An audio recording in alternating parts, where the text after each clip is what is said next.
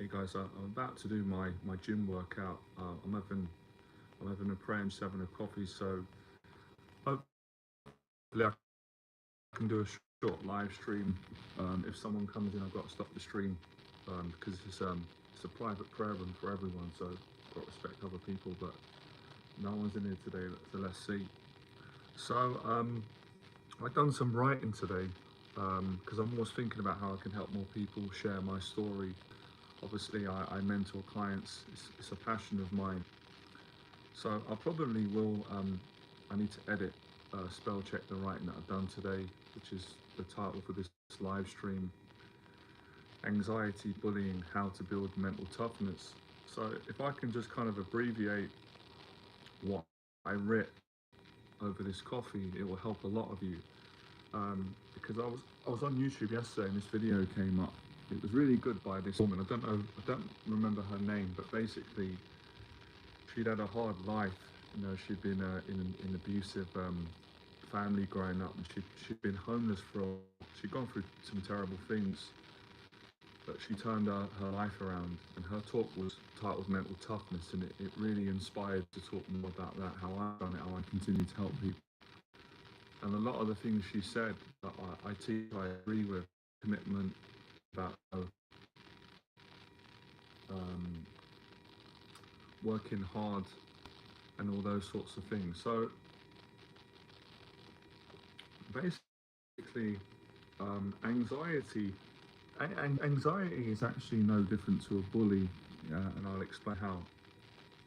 So, if you know my story, I haven't got time to share all of it now, but some of my story, I got bullied growing up when I was younger. You know, I got bullied at home by my dad. He was very, very abusive. He was like bullied me physically and verbally, and then I got bullied at school. So bullying initially broke me down. You know, it made me very, very insecure, very scared, very mentally weak. It wasn't just bullying that obviously I didn't like. I didn't like bullying. I was terrified of someone physically bullying me and verbally bullying me and teasing me and making fun of me, making me feel ashamed and embarrassed. Um, Sorry, I keep looking there to see if someone's gonna come in. That's the challenge today with the live streams. It's difficult to find places to do them, and I don't always enjoy doing them at home. I like being out and about, so I have to work around it. So, what's my point? So, yeah, you know, I got bullied at home in the household, growing up issues, a lot of paranoia. But then when I went to school, I got bullied badly for quite a while because I was sensitive and I was already scared of my dad, scared of being bullied more. So for a long time, I just got bullied by people, and that gave me more anxiety, right? So the anxiety bullied me and other people. So you're getting bullied, you know, inside, internally, and externally. So this went on for a long time. You know, the bullying at home with my dad, and the bullying at school. And the worst thing for me about bullying, or being bullied by a person, and your own anxiety, is how it makes you feel when you're on your own.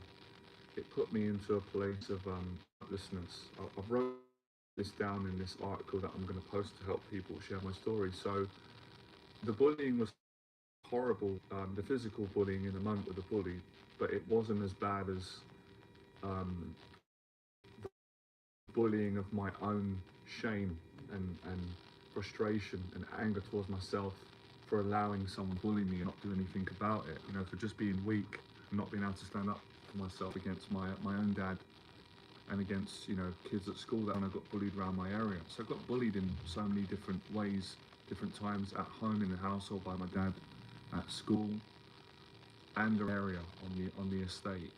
So I underwent a lot of bullying for many years, and it really affected me, broke me down, gave me it gave me mental health problems in the end. So when I'd be at home on my own in my bedroom as a kid, I would be really lonely, struggling, and just thinking, like I would just feel like, how could I let that happen to me? But obviously, in the moment, I couldn't find the strength, because when someone was bullying me and that would frighten me. So it's like I'm fighting two battles at the time I couldn't win.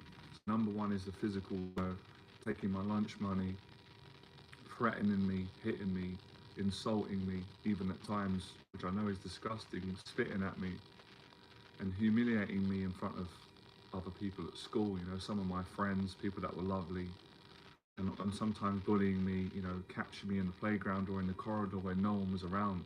And that was frightening, I felt vulnerable. So that was something that was, something that I didn't have the strength to fight at the time.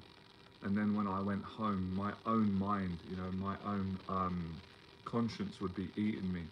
I couldn't just relax. I'd have a terrible feeling in the pit of my stomach of shame and just that feeling that when someone exploits you and bullies you and abuses you, it made me feel disgusting, if I'm being honest. It made me feel shameful and lonely, and and although I knew it wasn't right what they were doing, I knew it was evil and I knew it was wrong because I knew right from wrong when I was younger. And I was a good kid, I was a good person, I had a good heart.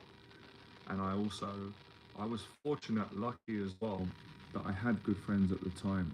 Because I think if I hadn't have had good friends around, and the love from my mum, my nan, I can't really say my dad at the time because although my dad loved me in his own way, the bullying and the abuse that he did, it just kind of ruined um, the good that he did, at least in my own mind at that time, years ago. So because growing up, because I wasn't, well, I never felt that I was popular at school, and I wasn't. There was kids that were a lot more popular than me. I went to a mixed school, so I never felt that I really got the attention that I always craved for at a certain school. That's how I felt.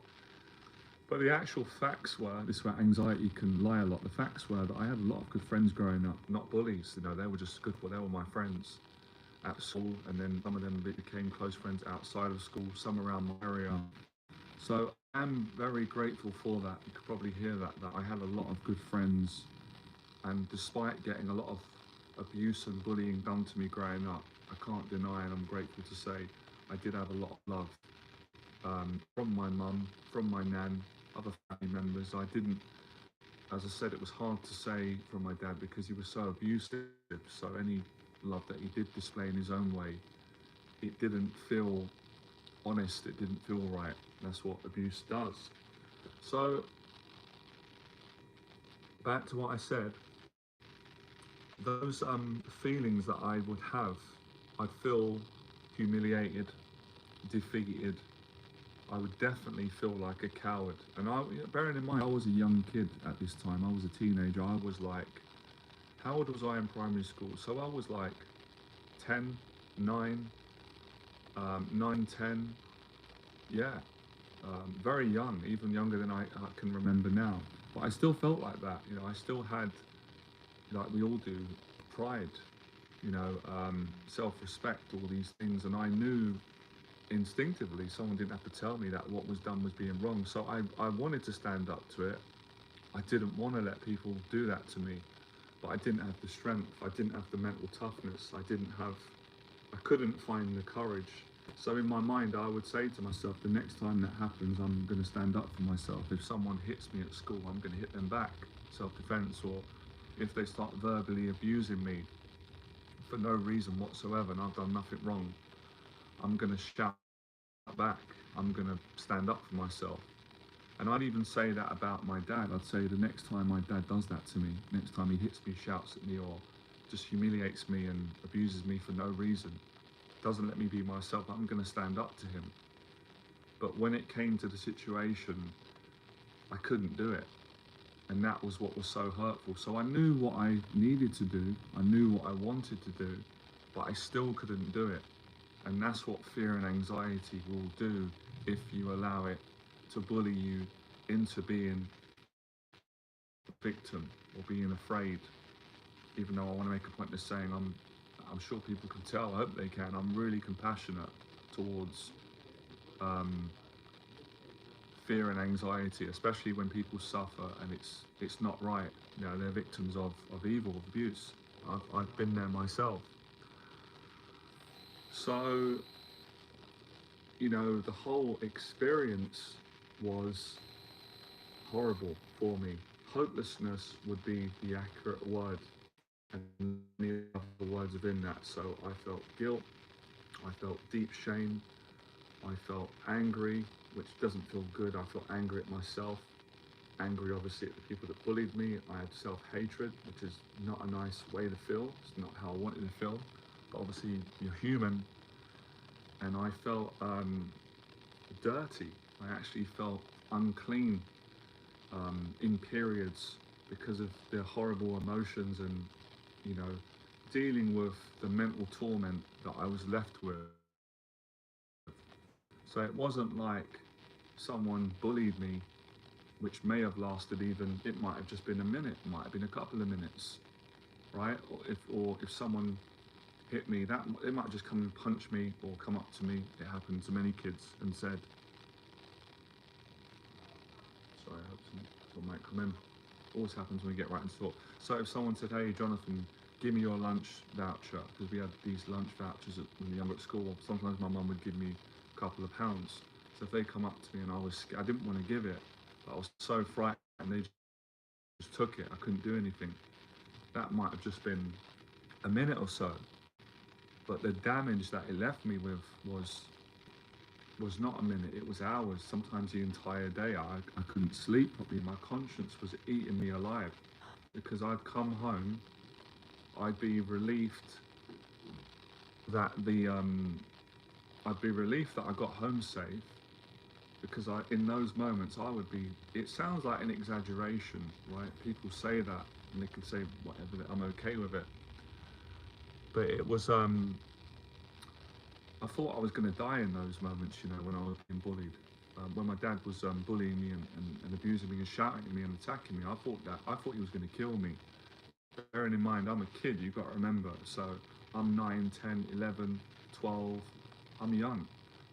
And I'm terrified. My dad's older than me and a grown man, and it's too strong for me. I couldn't do anything. And the same at school with some of the bullies. Some of them were big, they were stronger than me. You're welcome. So, I was powerless. I was powerless to do anything, because if you don't have the strength, then you don't have the strength. It's a bit like, I'm going on one of my tangents again. So let's say you're working on a building site, or you're building a house, and you've got to, build a foundation of a house, or you've got to do, there's a carpenter there that does the carpentry, you've got the electrician, you've got the plumbers, you've got all the different skilled workers and labourers and tradesmen in different areas, different departments. But let's say, for example, there's a certain tool that you need to do the job, but you don't have the tool. So it happens on jobs, doesn't it? People say, have you got your screwdriver, or have you got the drill, have you got the right saw to cut some wood? And you're like, hold on, let me get my bag. So you open your bag and you're like, oh damn, I don't have it. Like, I left it, I lost it. And they're like, oh, are you kidding me? We can't do the job without the tools. So that's what it was like for me getting bullied. I didn't have the tools. The tool is courage. I know I'm using mental toughness, that's important, but different words I'm fine with. But for me, it was about courage. I knew that deep down. Now, courage is not material like water or a hammer or a tool, but it's an internal tool. So I couldn't find the courage to stand up for myself. When my dad was bullying me at home, he bullied me in all different ways, physically, verbally, psychologically. I was terrified of him, absolutely petrified of him. I loved him. My dad was my hero, but I was terrified of him. Obviously, I was angry at him for the way he treated me, especially in those moments. So when he came in the room, I was so frightened of him, I would just freeze up. I couldn't speak, I couldn't look at him, I couldn't communicate. I was literally froze up like that. Couldn't respond. I felt deeply ashamed. I felt terrible about myself for even being that afraid. I was ashamed. I was ashamed that I was so afraid. And any normal kid, young person man or woman, shouldn't feel ashamed of feeling that way, but I did anyway. That's shameful you. And that's what happened at school in so many different situations. So it wasn't just like, well, my dad bullied me once or twice and then, I forgave him, or at school. No, my dad bullied me hundreds of times, over and over again. And it happened at school for a long time. But there is hope. I wouldn't do a live stream if there wasn't hope. Give all of you hope to help you to change your life, be a better person. I'm just hoping no one comes in this room. I have to stop the stream. I'm really enjoying this lovely coffee. So this anxiety, this pain that I was left with, these intrusive thoughts, these fears, these worries, this feeling that something bad is going to happen to me, because something bad did happen to me. I got bullied by my dad, by kids at school, kids around my area, and I was frightened of it happening again, because I already went through it. If you go through a very bad experience and it's really bad and you hate it, you don't like it, once you get through it, you're like, thank God it's over. Please don't happen again. I don't want to go through that again. Like, you're almost more scared because, yes, the unknown is very scary for all of us at times, but sometimes the known's scary.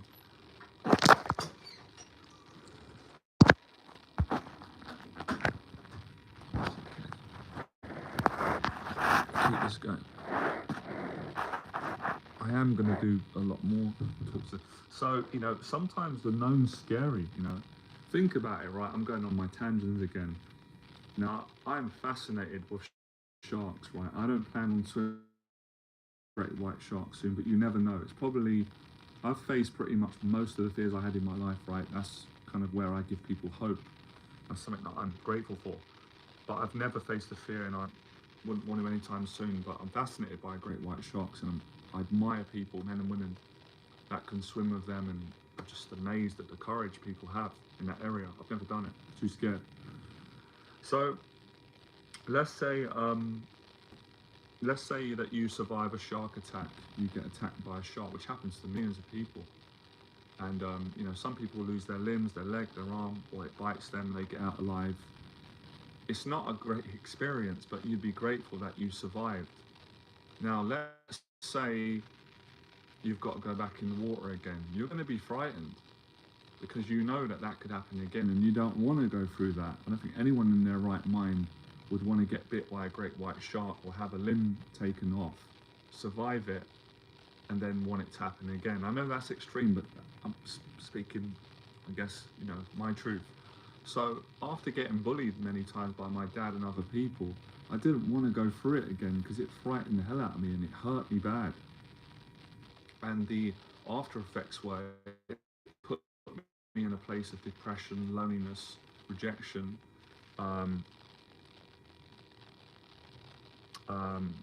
all feelings of abandonment, feelings of all bad feelings, basically, all negative feelings. I'll get to your question in a second, Adam.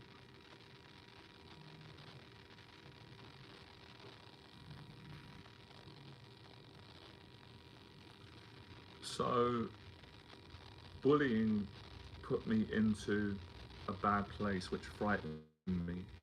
And I could label that place loneliness.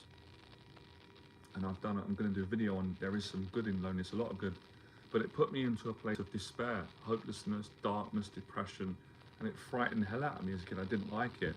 Now, the reason why I didn't like it so much as well, because obviously in my life, I had many loving experiences growing up. If you've just come on this stream, so it wasn't like my life was just bullying, it was darkness. No, like, I'm grateful for that. It didn't make it easy, but I had a great life too, despite a dysfunctional relationship from my dad and bullies and stuff. I had amazing times growing up, so I knew what love was. I knew what it felt to feel good enough, which I did at times. I can't speak for everyone's story, right? Because everyone's got their right, which I love people's story. But from my story, my point of view, there were times where I didn't feel deeply ashamed. I didn't hate myself because I didn't feel that way. I was proud of who I was. and had good experiences and felt safe and felt happy and connected. So when I felt disconnected and unhappy, of course I could compare it, and that would get me down more, because I'm like, this feeling's horrible. I don't want to feel this. I want to feel the way I felt the day before or the week before, when I was, enjoying my time with my mum or my cousins or my nan or my friends that I loved, or you know, at times growing up, there was might have been there was a girl on my estate that fancied me and I fancied her, and that made me feel really good. You're young at school, lovely memories, or being at school and just having a great laugh with friends. So the connection seems to be going. Always happens this. At least we got 20 minutes done. I'm going to continue this anyway. Okay, read your question.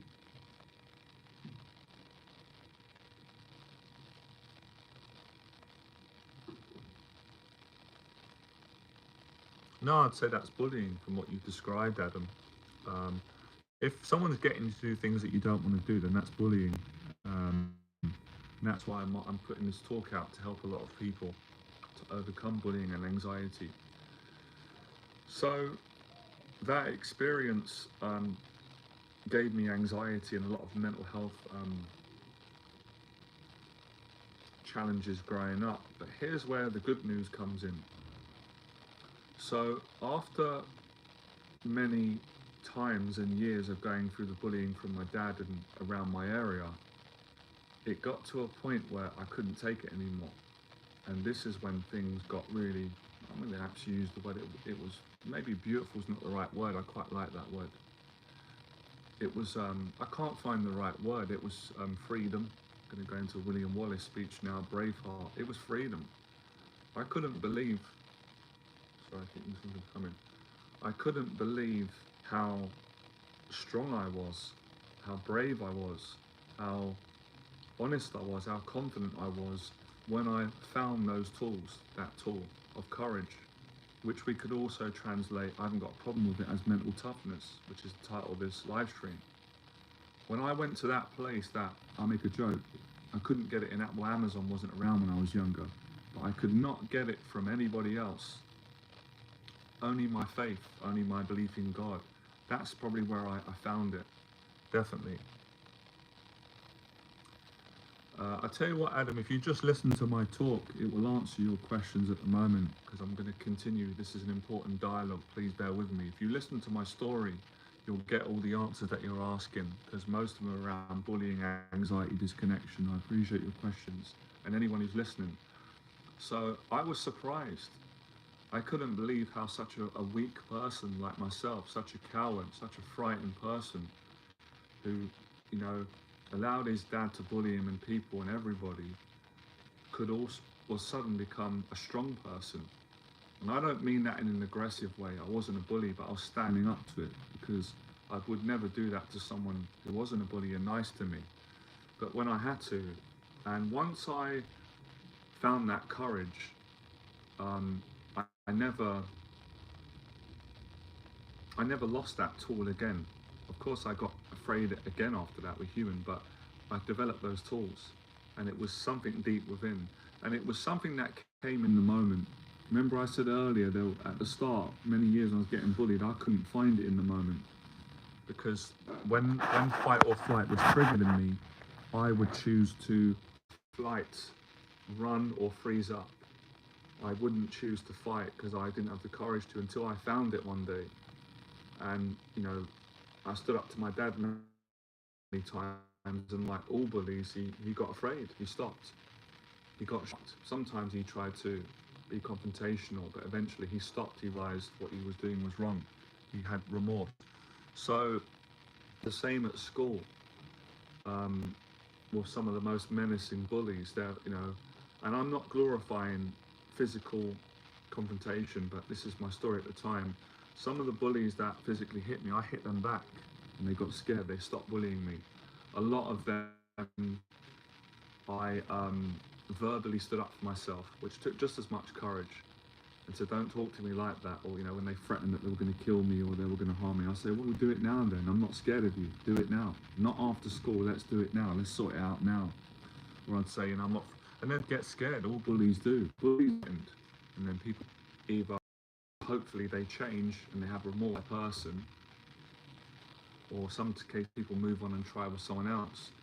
So anxiety is very similar to a bully. If you beg and plead it away, it usually comes on stronger.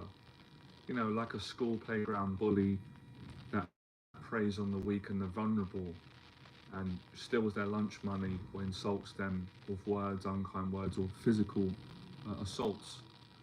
When you stop pleading with the bully to stop bullying you, and you stand up to bullying, whether you're an adult or a young person, believe me, bullies don't want to challenge. They enjoy preying on people that they think are weaker.